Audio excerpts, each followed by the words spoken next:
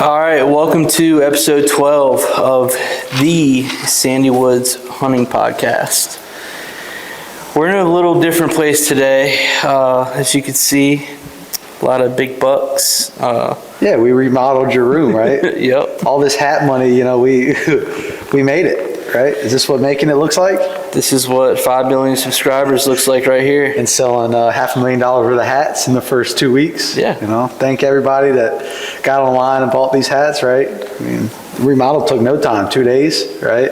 Yeah. Got a bunch of bucks shipped in from the Midwest, right? Oh, look at this, right? Yeah, it looks awesome. No. That's my favorite one right there, the one without the horns. The one without the horns. You've always been a doe killer. Uh-huh. You've always enjoyed shooting the does. Yeah. Ain't nothing wrong with that. Guarantee you that's got the best meat out of all these deer in here. Yeah, does before bros. Does before bros. No, this is where I work. I work for my uncle, and my uncle was nice enough to let us do an episode in here. It's a shooting range, beautiful facility, and we call this the conference room. And this is where he stores all of his trophies, and it's kind of cool because we're going to be touching on the topic of these deer tonight. And not only do we get to talk about what we're surrounded with, but we're doing it at an awesome place, right? I mean, I've got freaking shooting ranges in my background. We got windows, we got leather seats, nice tables. So a little bit different than the hole in the wall extra spare bedroom at your parents' house. Yeah. Well, but hey, maybe we're one here. day we'll get here. I really hope so. So let's talk about the hats a little bit and kind of how we did it and how it's going so far. I think we're doing pretty well. We ordered 50. Shout out Barnyard Hats. Mm-hmm. Did a really good job on them. We started with 50. We got about 10 left, and we started a website that was just put up yesterday. Mm-hmm. But that's up and running. We're good to go. But yeah, we got 2 types of hats now. This 2 one. logos. Yeah, you got the same logo. 5 different colors, so we're kind of rolling. It's nice to, we kind of took care of a lot of our friends and family and friends of friends and, Mm-hmm. people that want to support us. And we got another logo coming out. Yep. 1 or 2 of them, and we're going to go ahead and get another batch rolling and see if people like them. Yeah. It's kind of cool because we're still like in the test mode of everything, right? Yeah. Like we're doing everything that we wanted to do, but we're still in like hey, let's try it out for the experience and to learn how we should do it, right? Instead of hey, let's make money off of it, right? Eventually we want to, and we want the process to go smooth, but it's just cool looking back. Like we said, we wanted to do all this, and now we're in the process of learning it, experimenting different websites, trying different hats. We found a local guy to do our hats and our patches, which is really cool. So yeah, I mean, as you're moving along, it doesn't seem like you're progressing, but then when you look back, and you're like, hey, I wanted to do this 2 months ago, and now it's happening. It's cool that we're, putting our foot down and actually doing it and progressing through this, because I know this is a lot, right? I mean, and what did the stat that we got a couple months ago, like most podcasts end at episode 7, right? So the fact that we're on 12, we're making hats, it's small compared to, bigger things, but it's still something, right? You got to keep your foot on the pedal and just keep on trying and keep going. Mm-hmm. I have fun doing it. We may not right now getting a whole lot of audience, but it's still nice to just kind of talk about what's going on in the hunting community. Yeah. So. Yeah, and I don't consider this work either. I mean, I'd probably be watching a baseball game or doing some other type of work on a Saturday night. So, I mean, this is fun to me. This is like going out, right? Like when we were younger. All right, so today we're going to be talking about a little bit different topic, right? Controversial. A very controversial topic in the hunting community, right? Yeah. But, I have similarities from experiencing it, and we're in a room that is basically showing what we're going to be talking about, and that's high fence hunting, right?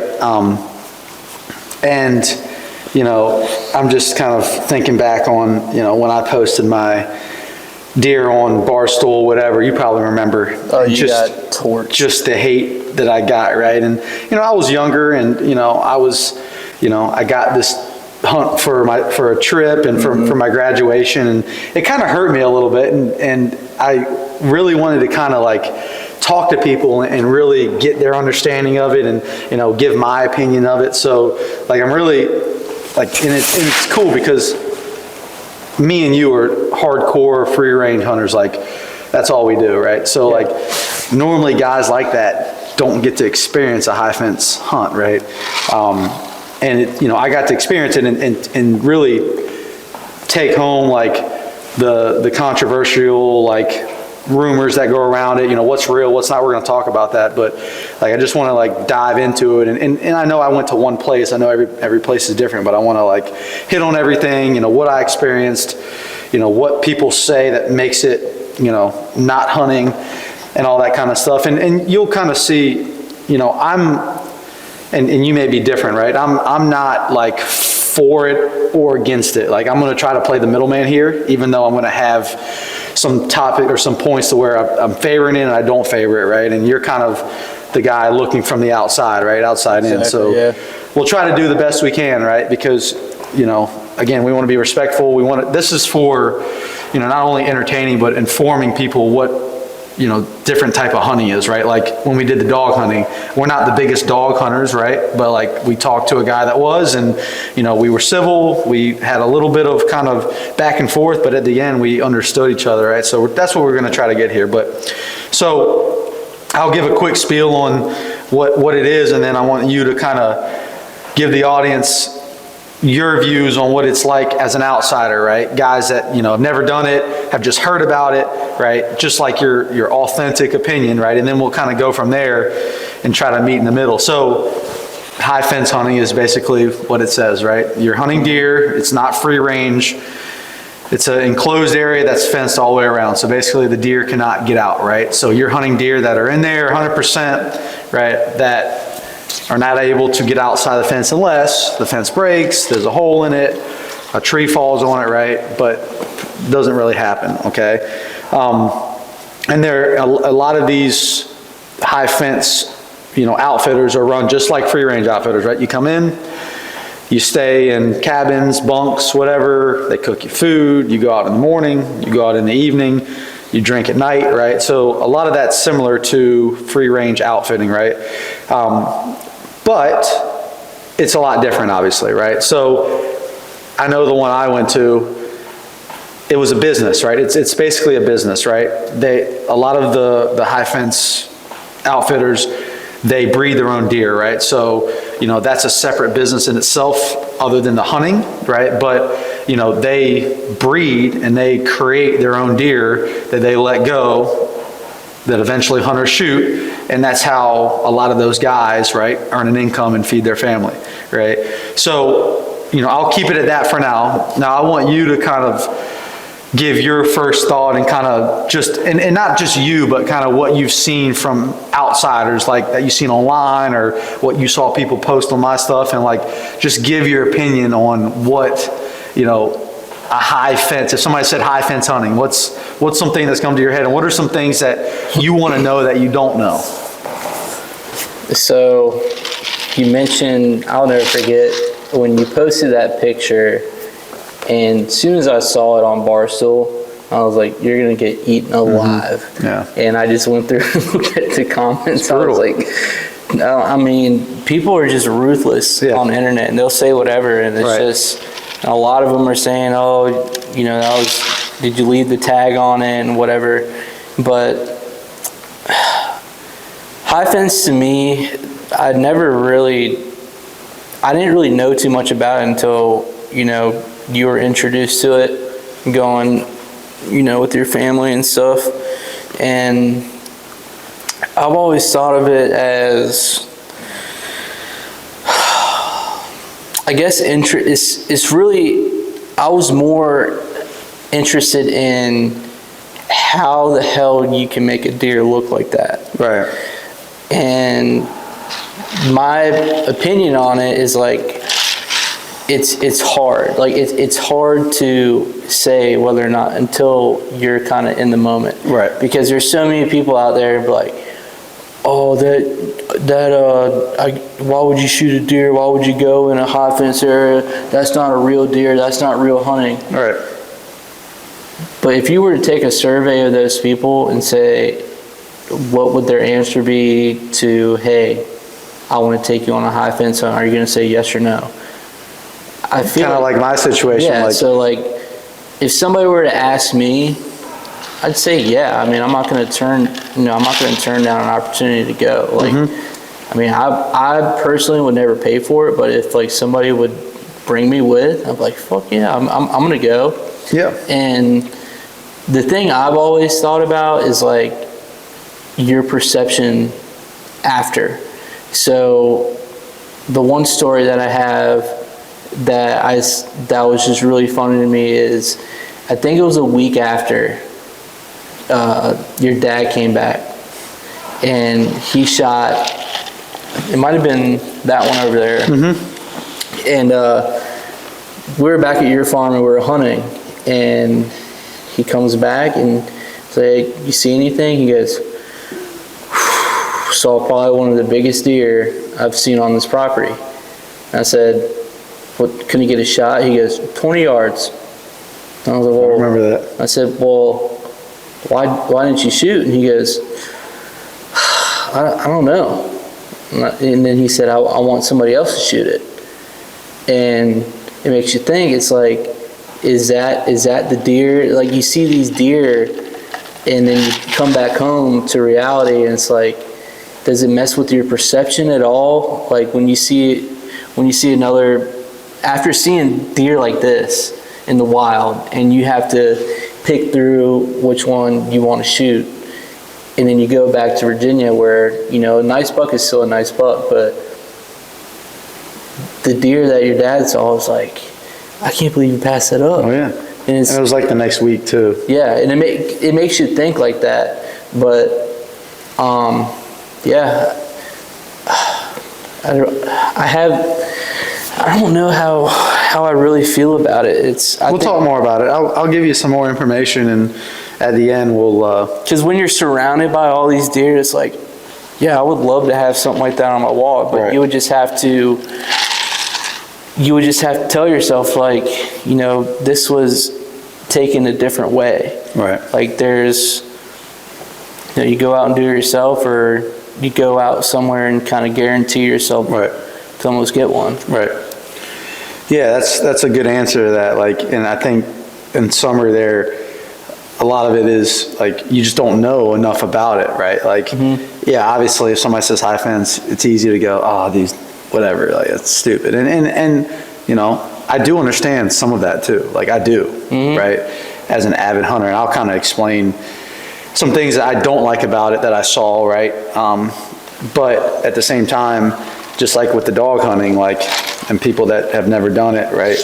It's more of like uneducated, right? It doesn't mean that like you're gonna hear somebody and go, okay, I 100% agree with you. Like you'll still at the end of the day, like most hunters that I know will still at the end of the day go, I don't agree with it, right? But like they walk out of the room going, okay, like I have a better feeling about it. Like if somebody were to say they win or I saw it, like I'm not so bitter right now. So again, it's just talking, you know, to people, and like you said a great point. Would I probably go pay for it? Probably no, right? One, I don't have the money for it, right? It's really expensive. Right. And two, right, it's, you know, it's almost like it's a rich person thing, right? Like, like most of the people that go there are very well off, and you know, I've met a lot of hunters there that hunt free range, and I met a lot of guys that's all they do with hunting, right?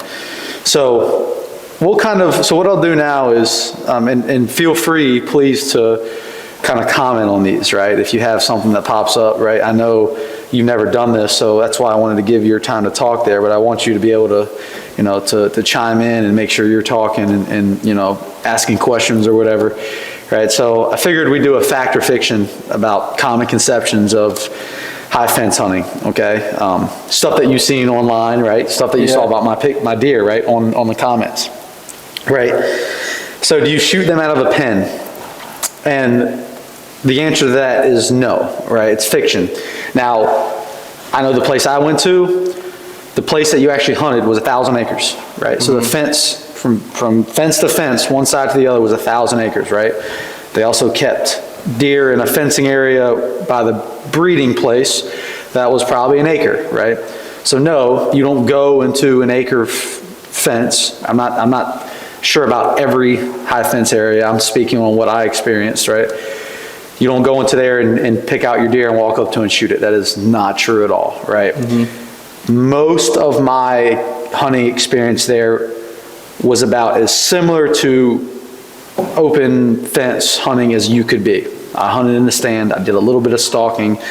I didn't do anything out of the ordinary, right? It's not saying that other people didn't, right? But at least my experience was pretty much the same as real hunting, right? So no, you don't shoot them out of a pen, okay? I'm sure you've heard that quite a few times, right? Fish in a barrel type stuff. Yep. Can you shoot them out of a truck? You can, all right? To me, this is the controversial one, okay? Yes, you can, right? And when people ask, oh, is there just deer running all over the place? Yeah, kinda, right?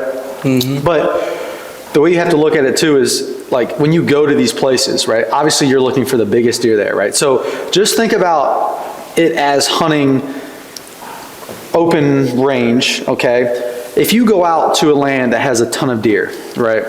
And you go sit in a stand, and this is just a perfect situation, you know, early season, not a lot of pressure. What's the chances that you at least see a doe? Would you say pretty good chances? Yeah. Yeah, I would say pretty good chances, right? So the chances that you go out and see a 200 class deer there, right? So imagine, let's compare the 200 class deer to a doe, right? That's kind of the comparison there, right? But when you get there, they tell you, like, there's 300 class deer, 400 class deer, right? So you're aiming, or you're going for that bigger buck there, right? Even though, like, when a 200 walks out, you're like, oh my gosh, the guy with you is like, no, that's not what we're looking for, right? And you see a lot of those, right? So does it cost more? Oh yeah. Oh yeah. So that's another thing. Is it a pay structure? It's like, it's a pay structure. So does it start at like a management buck? So management would be, at least where I went, management was like 125. Management 1 was 125 to 150. Management 2 was 150 to 200. 200 to 300 was like non-typical 1 or rut 1, and then up after that was presidential. I don't remember the exact scoring, but presidential was the expensive one, right? And a lot of that, the presidential hunts are done at the beginning when all those deer are there. Yeah. But some of those and this is where I was getting to, some of the really big ones, the 4 or 5 year olds that make it, whether they blew up or they just went ghost. There's a lot of deer that go ghost in the property. Yeah. Like if they don't get killed, they can be killed by, like, you pay up front for your, like, hunt, right? So if you're like a rut hunter, like, you'll pay a certain amount. If a presidential deer somehow comes and you shoot it, you don't have to pay more, right? But the management deer you do. But so getting back to my point was, like, the older the deer, like, the harder it is to shoot them, right? So, like, I know guys that were going after a certain deer that they were there the last day. Yeah, they shot a 200 class deer, right? But they were going after a 500, right? Or a 450, right? So, like, even though people are like, oh my God, you shot that 200. Yeah, that's amazing. Like, that's once in a lifetime, right? But he was going after something double that size. And it didn't happen because that deer outsmarted him, right?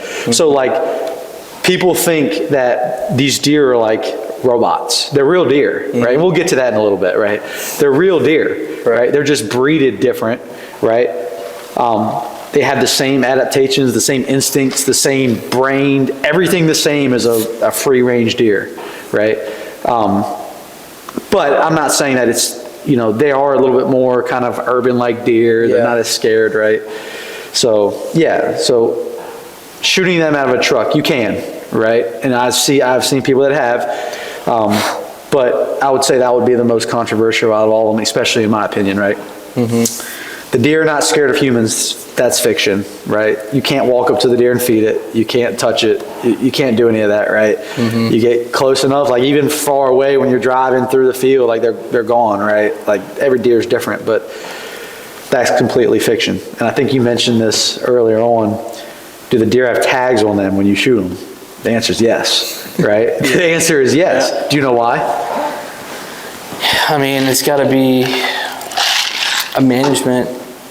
Yes, And, but more specific. I guess breeding. Have to do with breeding. Age, right? So a lot of the deer that come from the pens in the breeding area, they will let out, right? But also there's natural breeding within the actual 1,000 acres that they live freely, right? Right. So with the deer with no tags were naturally born inside the main acreage, right? The deer that are let out into, sometimes, depends on how they grow. They can let them out at 1, they can let them out at 2. Sometimes they'll let does out when they get too many. They'll let them out at 3. So the color tag on their ear that they basically, sew to the ear tells you how old that deer is, right? And it's kind of cool. You can't really see it when you're hunting. It's very tucked up. But all those guides pretty much know the deer, right? They do it every single day. And I think it's funny though, because it's commercialized hunting in a way that you look at deer's inventory. It's a business. Yeah, it's a business, and each deer, it's like, even that tag will tell you who that deer is. Oh yeah. And how many deer did it breed? How much money did you put into that deer before you let it out in the wild? The analytics they have there are absolutely insane. Like, it is a full run Fortune 500. Like, they do the paperwork and behind the scene work is absolutely insane. Like, and that's why, like, I had a little bit of, feelings for, like, these people are working their tail off. Like, they're running businesses, they're in customer service, the guys working with the deer, when they go into heat, they're up for 72 straight hours. The guys are there, and they switch off, but they don't get much sleep because they have to get the does breeded within that little bit of time in order for their business to survive, their families to get fed, right? So it's and even if you don't agree with it, I mean, you got to respect the grind, because it's a lot of work, especially, and there's a lot of money in it. It is. And a lot of money, a lot of time that goes into it too, and like you said, analytics. So whether you like it or not, you still gotta look at it from that point of view. Right. Like, the guys that are, a lot of hunters, blue collar job guys, right? Work hard, construction, right? That's what it reminded me of when I was there, right? Yeah. Like, so, obviously, and I think we're getting off topic. I think more people are like, we're talking about the hunters, right? They go pay for it, right? Not so much the workers there, right?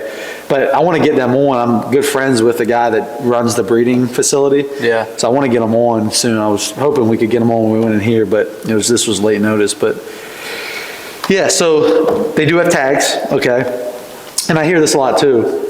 The quality of life, the quality of life. They're stuck in a pen, their life expectancy is less, right? It's just not seeing the whole deer that need to be, out and about, right? Those deer live, especially where we hunt, those deer live way more stress-free lives. They get fed more, right? A lot of those deer aren't killed till 3 or 4, right? What's the life expectancy of a deer in Southampton, Sussex? I didn't look this up. I do kind of want to look it up though. Yeah, look it up. What would you guess? In Virginia, I think it's 3 years.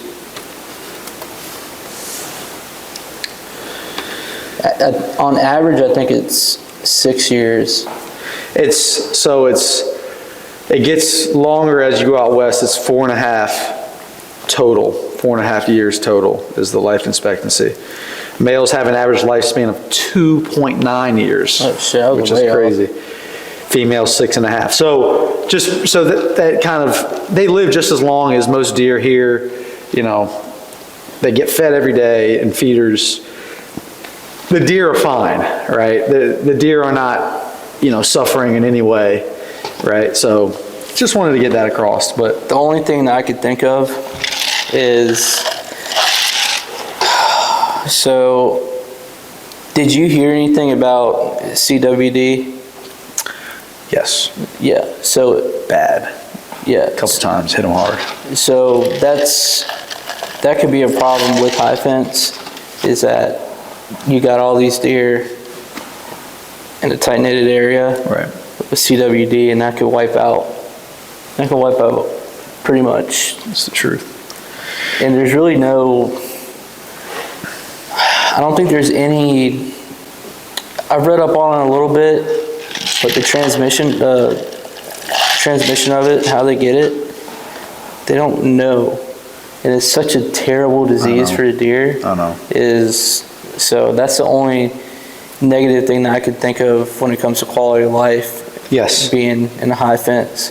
And something else that they can do is they can tranquilize these deer, right? Yeah. They've got these special tranquilizer guns that can shoot far. It's crazy.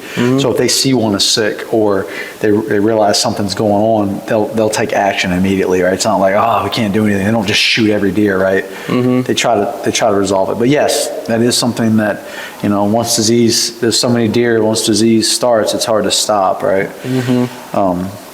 But yeah, so I thought that was pretty cool. Get a couple things, a couple conceptions out of the way. And now let's talk about, I know we're moving through this, we're taking up some time, and this is what you asked earlier, like, how did they get so big? So I want to know your opinion, like, now because you've talked to me, but like when you first saw these deer like that look like this, and I always ask this question, did you think they were on steroids?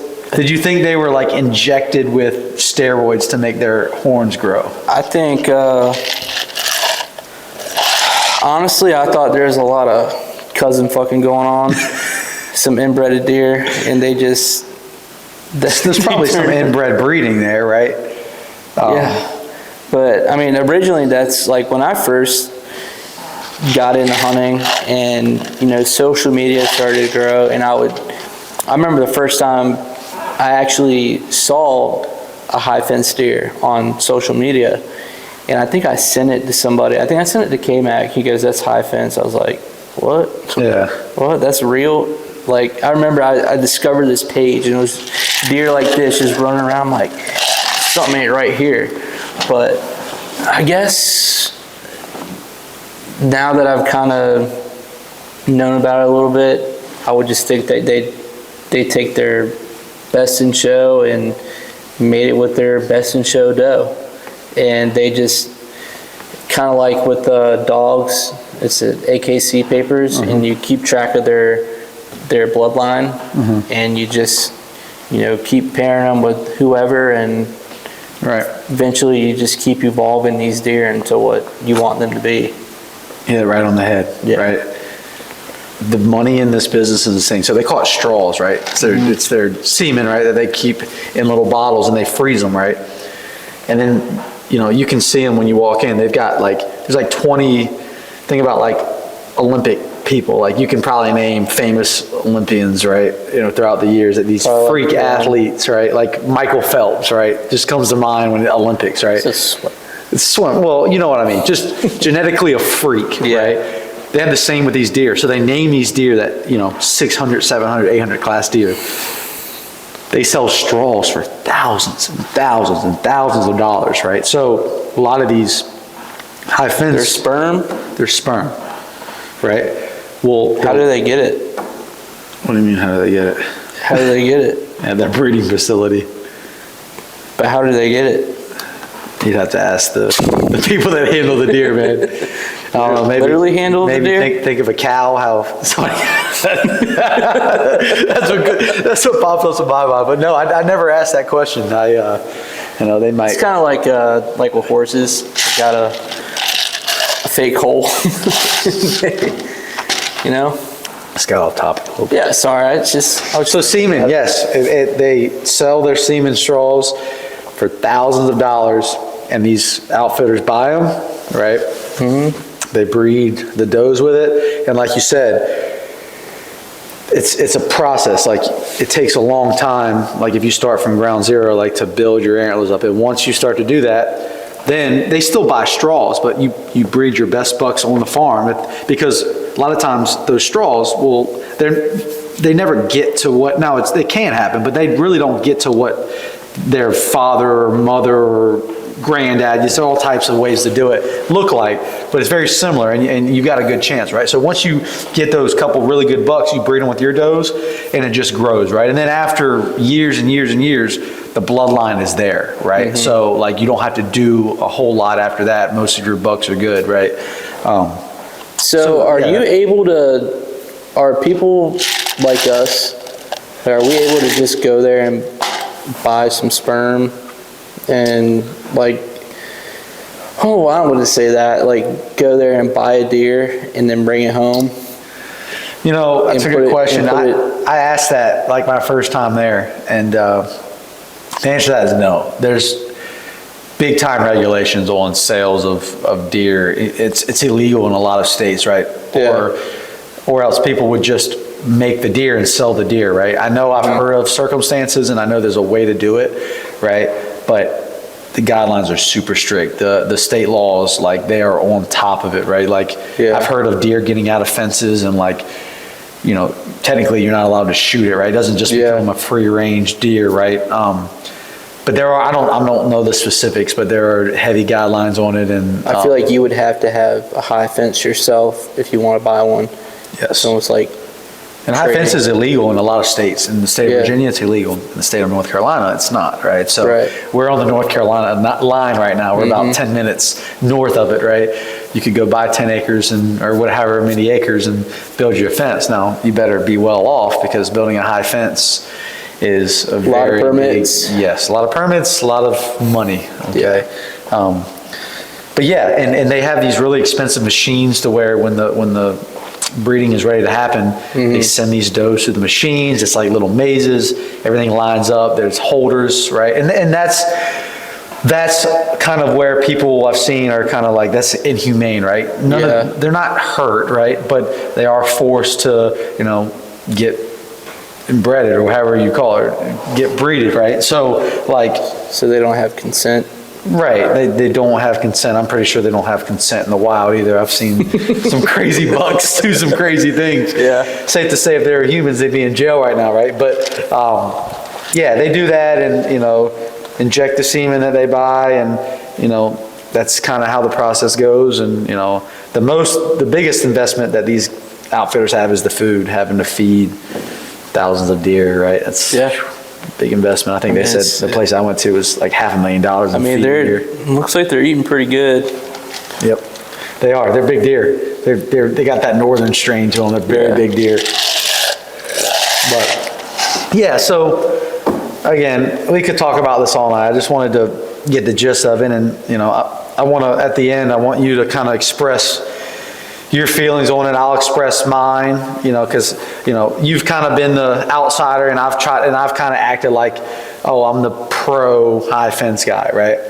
You know, and I don't want to call myself that. I want to call myself like the educated in the middle. I have done it before, right? And instead of, you know, I could easily get on here, you know, and agree with everybody else and go, that thing, it's not real hunting, right? And there's parts of it that's not, right? I'm not going to say it's the same. It's definitely not the same, right? But for somebody to look at me and go, you just shot that out of the pen, you know, it's not true, right? So we'll close it out this way, all right? Give me a yes or no answer, all right? And then give me why, okay? And then I'll ask you something else at the end too. Is high fence hunting considered real hunting?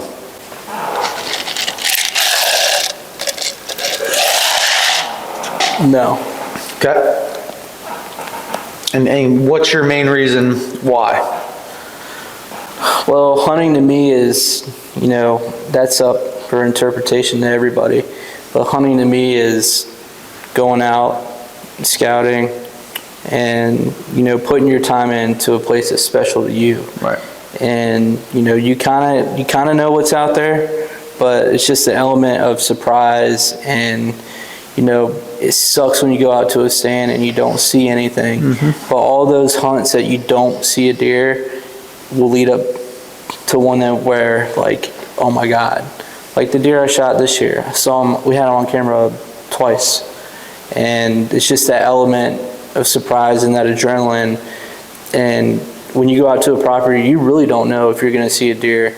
And to me, like, your chances of going to a, you know, a high fence place, like your chances, you can still see like a 150 class deer but you know in the back of your head it's like, I can't shoot a 150 class deer here because there's 300. You know it's there within somewhere, right? I mean, I don't want to sit there and hate on it, because I mean, at the end of the day, it's a business, and you know, a lot of hard work goes into it, but it's just not something I'm super interested in. And like I said earlier, it's like, if somebody wanted to take me and I have to pay for it, I'll be an idiot to say no. Right. But the only thing that would worry me, like I said, is, you know, my perception after that. Right. And you see a lot of these people, you see hear a lot of stories, and you see a lot of things that happen in our community. Is like, somebody will shoot their first deer and it'll be a giant. And I always say, well, it's a gift and a curse, because your expectations are going to be here now. And, Amen. And, you know, some people go their entire lives and not shoot, you know, an absolute trophy where they're hunting. And then when you shoot that big deer, it's like everything else is just kind of, you're going to compare it to that deer. Right. That's just my opinion. And some people might say, oh no, every deer, the experience is different and the hunt is different, and that's true. Right. But that's just my opinion. Right. So you answered the question, would you ever go on one? And the answer was yes, if somebody took you, right? Mm-hmm. And this is going to surprise people, but my answer is no as well, right? Hunting, to me, and even though, you know, people say, you know, you have to give deer an equal chance, right? It's still not an equal chance. When you're shooting a rifle at a deer, it's never going to be an equal chance, right? But a deer 100% can get away from you in the wild, right? Mm-hmm. To me, even though people think like the perception of it is like deer have a 0% chance of getting away, that's definitely not true, right? Right. The percent is definitely not 100%. I don't know what that percent is, right? But knowing that that deer can never truly get away, right? Mm-hmm. And it's kind of funny because where we hunt, it's probably not 100% either, right? Because of all the pressure. But just saying in terms of a fence, right? If it can never 100% get away, then I can't call it real hunting. Now, and like you said, my answer is no, but I have a little bit more kind of understanding of it, right? And I met so many people there, right? And I'm gonna kind of express the different types of people that I was like, all right, you know what, this is awesome to see him here. And then people that I really wanted to punch in the face, right? So like, there's a lot of people that, you know, older people, whether they've hunted or not, they go there as a vacation, they have a hunt of a lifetime, they're just tickled pink, they're so excited, people crying, people like, you know, in awe, just super respectful, super nice people. You know what, I'm like, you know, if that's what you want to do, if you want to spend your money that way, right, go ahead and do it, right? And they're so blessed, and they understand like this is not normal, right? And, you know, that's fine, right? The only thing that bothered me, right, was the people that were there that were kind of braggers, that were kind of acting like they knew more about hunting and they were really good hunters, right? And, you know, there were guys like me there that did both, right? That majority do free land or not high fence and were there. But there were also people there that just did that, right? And they felt like, you know, they were winning in the hunting game. And to me, that rubbed me wrong because, you know, knowing how much time we put in, what it takes, the disappointments, the sitting there for hours not seeing anything, right? I know both sides, right? So even though I appreciated it, I had a great time, I had some great experiences, like, and I killed a couple nice bucks, like lifetime that are on my wall, right? And, you know, I wouldn't be afraid to put them on my wall and tell somebody, yeah, I went to a high fence area, right? At the end of the day, I do know, right? Like you said it perfect. There's a difference, right? There is a difference. Whether you can give all the pros out you want, there's always going to be a difference, right? But at the same time, it's not my right or your right or anybody's right to judge people, right? If that's how they want to spend their money, right? Like I said, like this old couple, right? Grinding with work, started a business, you know, figured out how to get a lot of money. They've worked their tail off. This is what they want to do, right? Rather than go to Jamaica on a resort, that's fine, right? There's no need to judge, right? The people that flaunt it, that think this is real, they don't have to put in work away, that's the aggravating part. That's what rubs you the wrong way. It's like, oh, well, I shot this big buck. It's like, well. Right. And like, just like when we had Will on the podcast, it's like you see people like that are just so ate up with that. Right. And he knows so much. And then you'll have somebody at a high fence facility bragging about being a good hunter. And it's like, there's you, and then there's people like us and Will, your dad. They're just, ate up with actual real hunting, all the small details, all the time on the weekends. Like,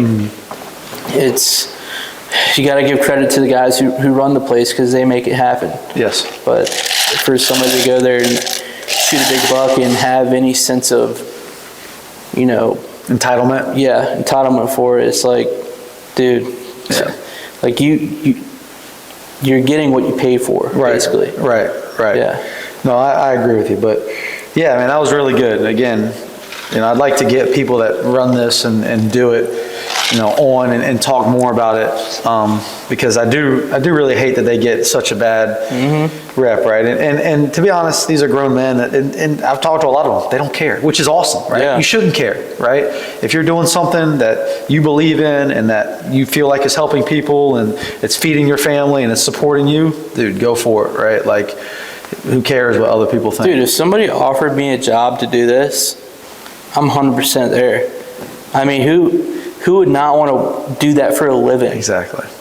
Like, that shit's awesome. You get to hang out with freaking big bucks all day. Yeah. And guess what? The cleaning process doesn't change, right? Yeah. The scouting process doesn't change. There's so many similarities, right?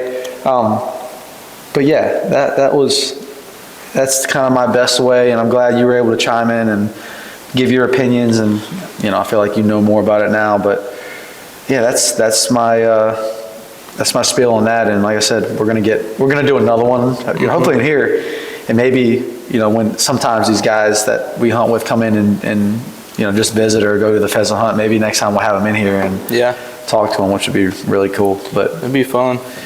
Any last words on that, or anything to close? No, I think we kind of cleared the air there. Yep. Kind of went over some good topics, so. Yeah. It's a nice ass facility, nice ass room, isn't it? Yeah, this is. I mean, this is, speaking of money, it's a lot of money in here, right? Yeah. And my uncle killed a lot of these deer. He just put together a great place. He's a great dude, letting us do this. Not everybody would do that, so we appreciate it.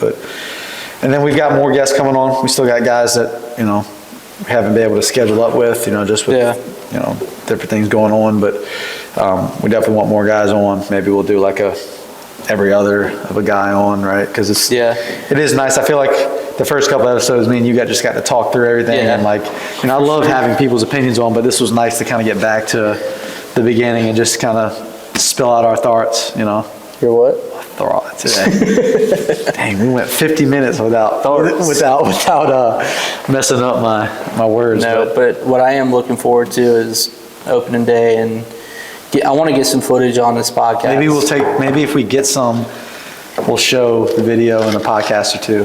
So that puts more pressure on us to having to get a turkey. But for sure. Yeah, let's close it on that. See everybody later. Adios.